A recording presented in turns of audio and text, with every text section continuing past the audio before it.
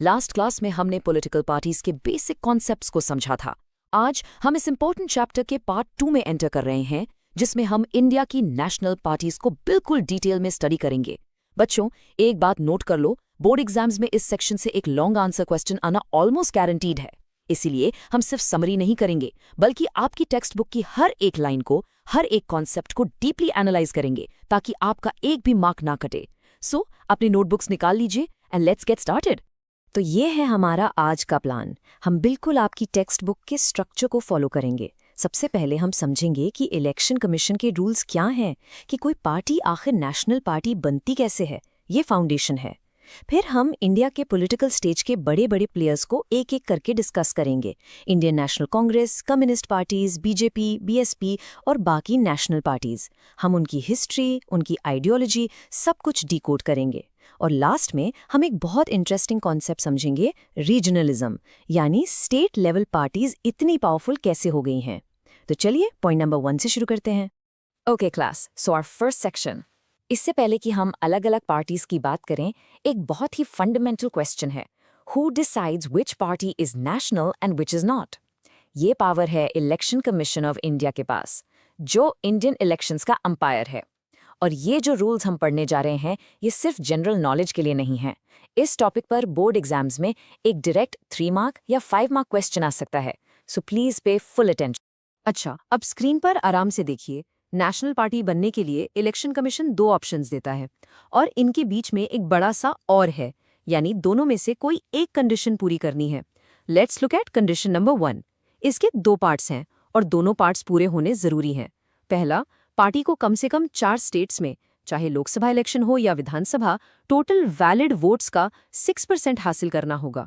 Valid votes का मतलब है वो सारे वोट्स जो ठीक से डाले गए और गिने गए। और इसके साथ साथ, और एंड वर्ड पर फोकस करो, पार्टी को पूरे देश से लोकसभा की मिनिमम 4 सीट्स जीतनी होंगी। अब मान लो कोई पार्टी ये कंडीशन पूरी नहीं कर पाती, तो उसके पास दूसरा रास्ता है। कंडीशन नंबर 2 कहती है कि पार्टी को पूरे देश में टोटल लोकसभा सीट्स का 2% जीतना होगा। अभी लोकसभा में 543 सीट्स हैं, तो उसका 2% हुआ अराउंड 11 सीट्स। लेकिन यहाँ एक ट्विस्ट है, ये 11 सीट्स कम से कम 3 अलग अलग स्टेट से आनी चाहिए। ऐसा नहीं हो सकता कि सारी सीट्स एक ही स्टेट से जीत लीं। ये रूल इसलिए है ताकि पता चले कि पार्टी का इन्फ्लुएंस नेशनल है, सिर्फ एक रीजन में नहीं। इन दोनों में से एक भी शर्त पूरी हो गई तो पार्टी को मिल जाता है नेशनल पार्टी का स्टेटस।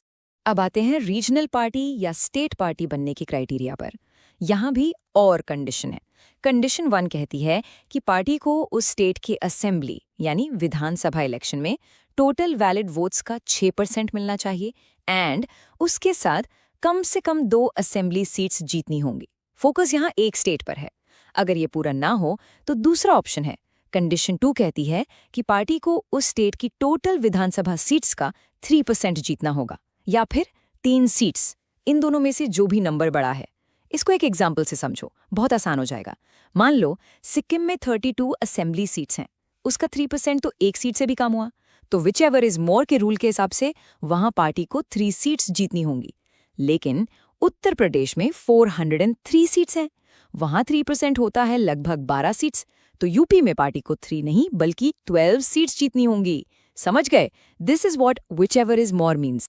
तो इन सब रूल्स का कंक्लूजन क्या है? 1 इज द कोर डिफरेंस। ये 2 मार्क का बहुत कॉमन क्वेश्चन है। नेशनल पार्टीज, जैसा कि नाम से ही क्लियर है, नेशनल लेवल पर पॉलिटिक्स करती हैं। उनका मेन फोकस पार्लियामेंट यानी लोकसभा इलेक्शंस पर होता है, और उनका इन्फ्लुएंस कम से कम 4 स्टेट्स में होना चाहिए। दूसरी तरफ रीजनल पार्टीज अपने रीजन की चैंपियन होती हैं। उनकी सारी एनर्जी, सारा फोकस एक ही स्टेट के विधानसभा इलेक्शंस पर होता है। उनके लिए वहाँ के लोकल इश्यूज सबसे ज्यादा इंपॉर्टेंट होते हैं। ये हमारे फेडरल स्ट्रक्चर की ब्यूटी है, जहाँ नेशनल और रीजनल दोनों तरह की पॉलिटिकल आवाजों को जगह मिलती। चलिए, अब जब हमने रूल्स समझ लिए हैं, तो अब एक्चुअल प्लेयर्स से मिलते हैं, और हम शुरुआत करेंगे इंडियन पॉलिटिक्स के ग्रैंड ओल्ड प्लेयर से। एक ऐसी पार्टी जिसने इंडिया के फ्रीडम स्ट्रगल को लीड किया और आज़ादी के बाद डेकेड्स तक इंडिया पर रूल किया। Yes, we are talking about the Indian National Congress. So the Indian National Congress was formed in 1885। Just imagine, ये पार्टी तब से एग्जिस्ट करती है जब आज़ादी एक दूर का सपना था। That's why it's called the grand old party. बच्चों, एक बात समझो, शुरुआत में कांग्रेस आज जैसी एक टिपिकल पॉलिटिकल पार्टी नहीं थी। It was more like an umbrella organisation, या हम कह सकते हैं एन ऑल कॉम्प्रहेंसिव मूवमेंट। मतलब इसकी छतरी के नीचे हर तरह की आइडियोलॉजी के लोग थे। एक्सट्रीमिस्ट लीडर्स जैसे बाल गंगाधर तिलक भी थे, और मॉडरेट लीडर्स जैसे गोपाल कृष्ण गोखले भी, राइट विंग सोच वाले सरदार पटेल भी थे, और सोशलिस्ट जवाहरलाल नेहरू भी। उन सबका गोल एक था, India's independence.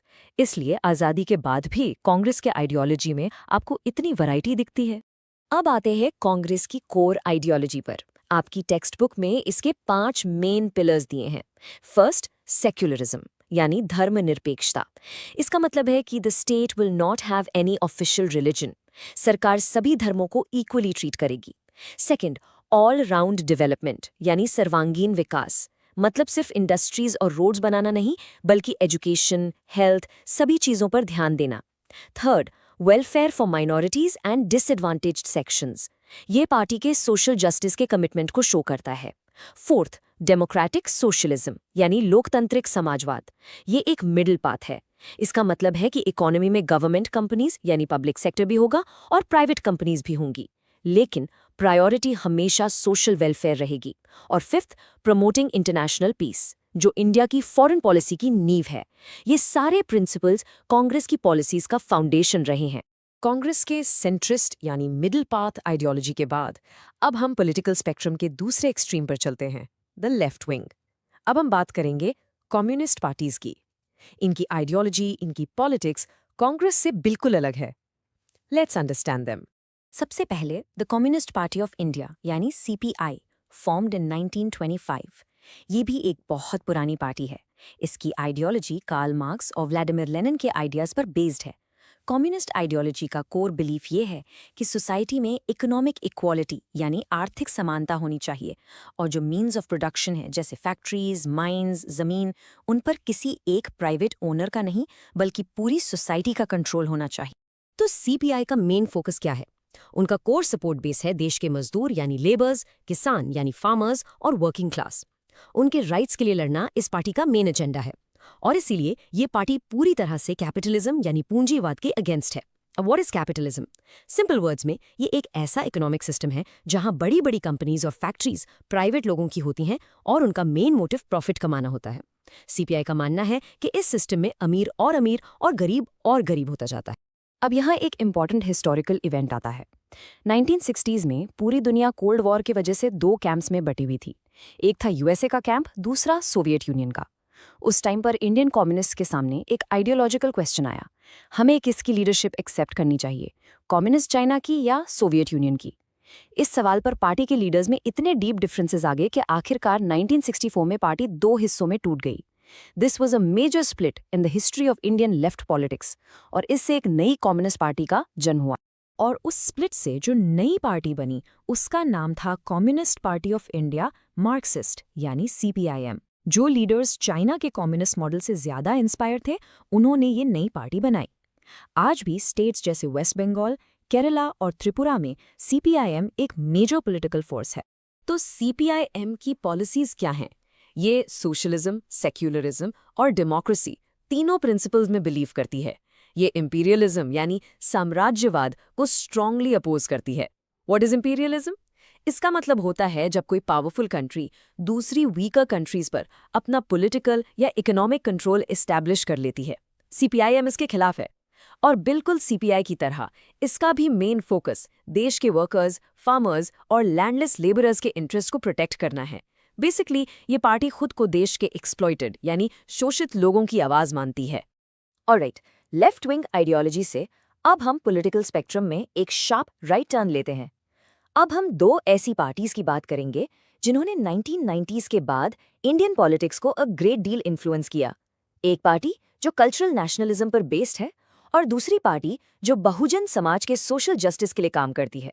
Let's discuss the BJP and the BSP. सबसे पहले द भारतीय जनता पार्टी यानी बीजेपी, आज इंडिया की रूलिंग पार्टी और पिछले कुछ सालों से इंडियन पॉलिटिक्स की एक डोमिनेंट फोर्स। लेकिन इस पार्टी की जर्नी काफी इंटरेस्टिंग रही है। इसको अच्छे से समझने के लिए हमें इसकी हिस्ट्री में जाना होगा। बीजेपी के रूट्स यानी जड़ें 1951 में बनी भारतीय जनसंघ में हैं, जिसे डॉक्टर श्यामा प्रसाद मुखर्जी ने फॉर्म किया था। फिर 1977 में इमरजेंसी के बाद सभी ऑपोजिशन पार्टीज एक साथ आईं और उन्होंने जनता पार्टी बनाकर कांग्रेस को हराया। जनसंघ भी इसमें मर्ज हो गई। लेकिन ये एक्सपेरिमेंट ज्यादा दिन नहीं चला और 1980 में ये पार्टी टूट गई। इसके बाद पुराने जनसंघ के लीडर्स ने, जैसे अटल बिहारी वाजपेयी और एल.के. आडवाणी, एक नई पार्टी बनाई जिसका नाम रखा गया Bharatiya Janata Party. So remember, the BJP was formed in 1980। ये 1 मार्क का इंपॉर्टेंट क्वेश्चन है। According to your textbook, BJP की आइडियोलॉजी के 2 मेन पिलर्स हैं। फर्स्ट, कल्चरल नेशनलिज्म, यानी भारतीय संस्कृति और ट्रेडिशंस को प्रोटेक्ट करना। इसकी आइडियोलॉजी का एक कोर एलिमेंट है हिंदुत्व। इस कॉन्सेप्ट के अनुसार हिंदू कल्चर इंडियन नेशनहुड का फाउंडेशन है। The second pillar is economic reforms. The party focuses on making India a strong and modern economy. So it's a combination of cultural pride and economic development. अब बात करते हैं Bahujan Samaj party यानी BSP की। ये party 1984 में a great leader Shri Kanshiram ji ने बनाई थी। इस पार्टी की ideology doctor B R. Ambedkar, Mahatma Phule और दूसरे सोशल रिफॉर्मर्स के आइडियाज से इंस्पायर्ड है, जो सोशल जस्टिस यानी सामाजिक न्याय पर फोकस करती है। इस पार्टी की पूरी आइडियोलॉजी इसके नाम में ही है, बहुजन। इसका मतलब होता है majority of the people. BSP के लिए बहुजन समाज में आते हैं scheduled castes, scheduled tribes, other backward classes यानी ओबीसीज और रिलीजियस माइनॉरिटीज। पार्टी का ये मानना है कि ये सब मिलाकर इंडिया की मेजॉरिटी पॉपुलेशन है, लेकिन सदियों से उन्हें पावर और रिसोर्सेज से दूर रखा गया है। इसीलिए बीएसपी का मेन एम इस बहुजन समाज को पॉलिटिकल पावर दिलाना है, ताकि वो अपने इंटरेस्ट को सिक्योर कर सकें। इसका main support base Uttar Pradesh में है। चलिए अब हम आखिरी 2 नेशनल पार्टीज को देखते हैं। इंटरेस्टिंग बात यह है कि ये दोनों पार्टीज इंडिया की ओल्डेस्ट पार्टी यानी कांग्रेस से स्प्लिट होकर बनी हैं। ये दोनों अपने अपने स्टेट्स में काफी पावरफुल हैं। Let's understand the NCP and the Trinamool Congress. First, the nationalist Congress party यानी एनसीपी। ये पार्टी 1999 में कांग्रेस से अलग होकर बनी। इसके कोर वैल्यूज कांग्रेस जैसे ही हैं, डेमोक्रेसी, इक्वालिटी और सेक्युलरिज्म।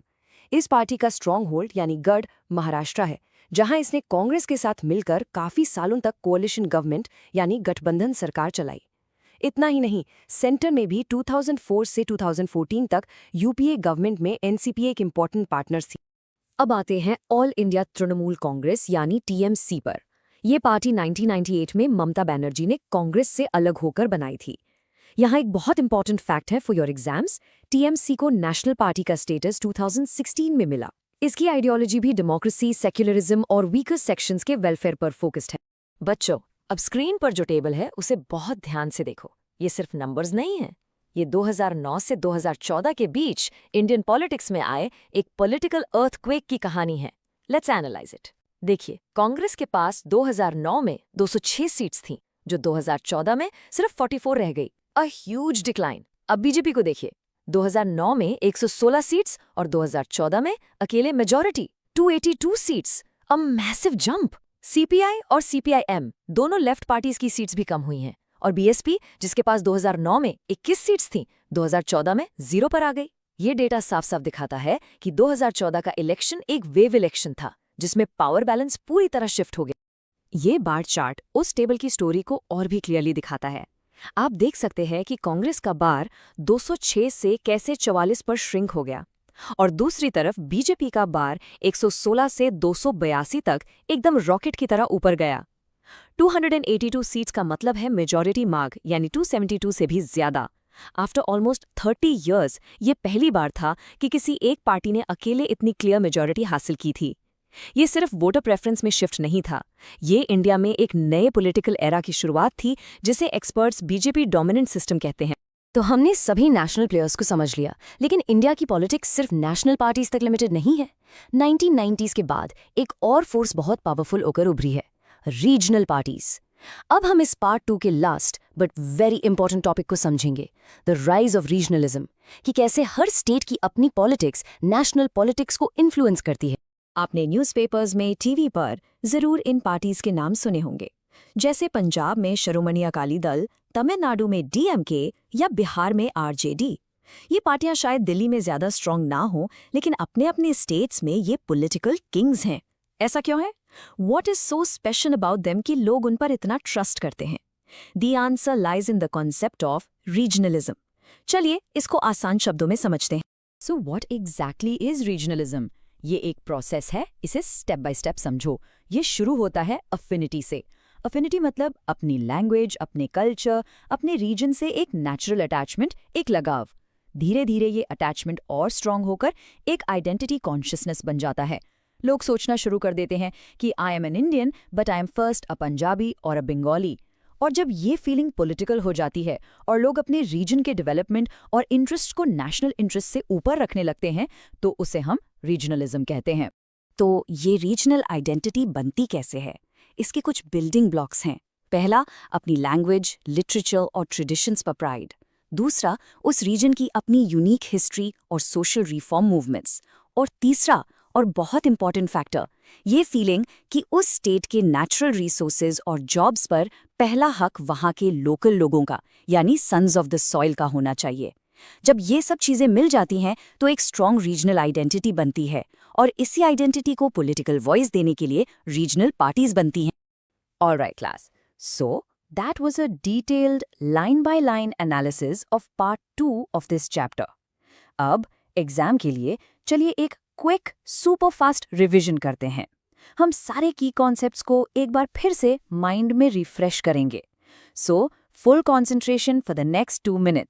तो आज हमने 7 नेशनल पार्टीज के बारे में पढ़ा। INC, the centrist party, CPI and CPIM, the left wing parties focused on workers, BJP, the right wing party based on cultural nationalism, BSP, focused on social justice for the Bahujan Samaj, and NCP and TMC, both are breakaway factions of the Congress. इनके symbols को भी एक बार अच्छे से देख लीजिए।